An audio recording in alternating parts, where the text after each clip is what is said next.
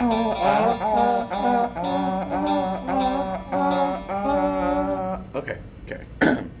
One, two, three. It's educational fun times with Mitch and Ben. Yeah!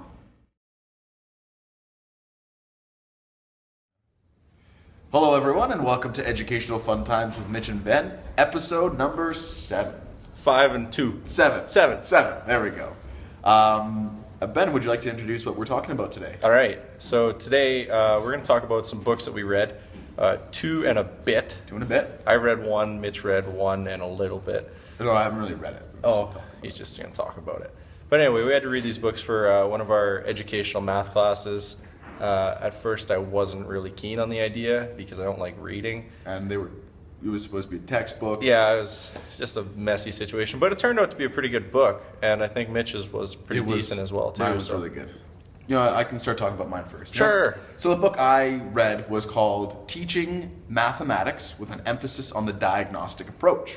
And the first thing I should probably mention about this book is that it was written in 1977. A little old. That's pretty old, you know?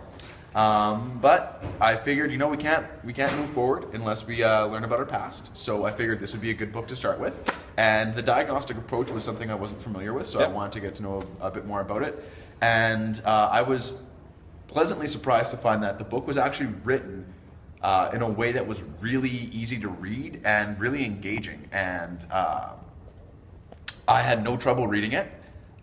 It was really interesting, and for a textbook, it was really unique to come across a book that actually engages you and makes you want to keep Exactly. reading.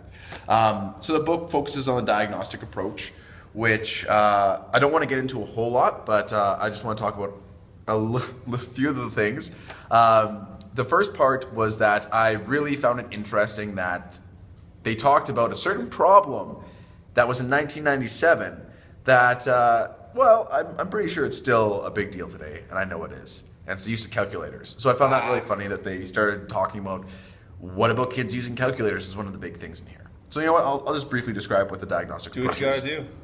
So diagnostic approach involves focusing on wrong answers rather than the right answers. Because the wrong answers are where problems will lie with students. Right answers, they understand that, but wrong answers is where they don't understand. So diagnostic approach is set up very similar to how our learning objectives are set up now that the Ministry of Education has given us. So it's very outcome based. So you set a certain goal that you want students to reach, and then you set up ways of seeing or diagnosing if they've met that objective. And then if they haven't, you diagnose them, see where their issue is, where they're not understanding, and then you try and remedy that and try and make it so that they actually do reach that objective. So it really helps out with us now in today's objective and outcome-based education. It was a great read. I will post a link to the Amazon page that you can buy it from, because since it's from 1977, it's a little difficult to get a hold of it now, but I would definitely recommend reading it because it offers not only a way to prepare a diagnostic approach setup or procedures, but it also, for those math teachers out there, it gives you a really good look into what you will be teaching in an elementary school setting, all the way from kindergarten to grade 8. It goes into great detail explaining the concepts that you'll be teaching. So it's really helpful in that sense too. So that's really all I have for my book. Sounds like a pretty valuable resource right there. It was great. It was great. Mine was, I liked it. I did. It was called Contemporary Issues in Mathematics Education. Very wordy title, but it was worth it.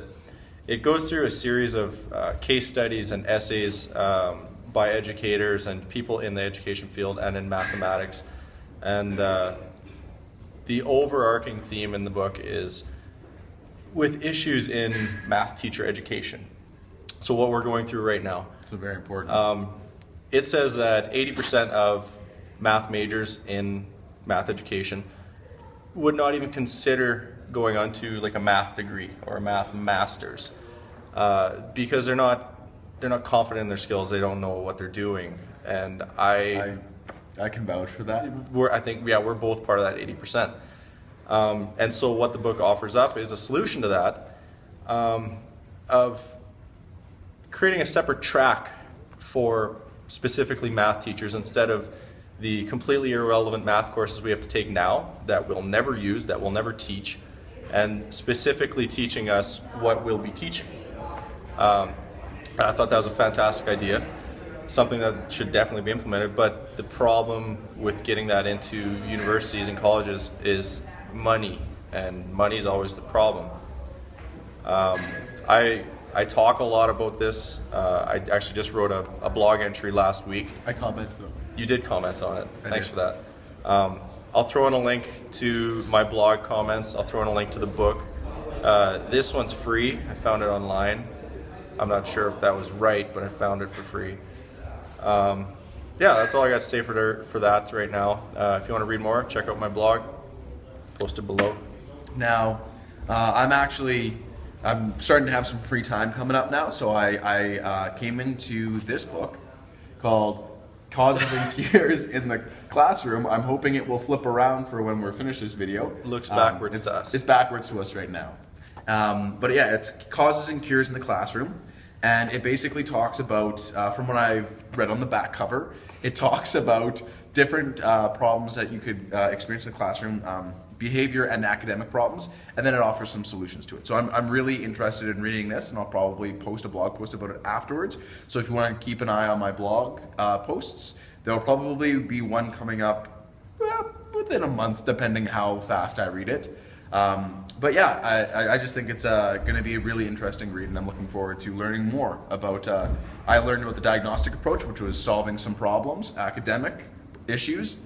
This one offers both academic and behavioral, so it's kind of tied into what I'm doing, and that's what really drew my attention to this.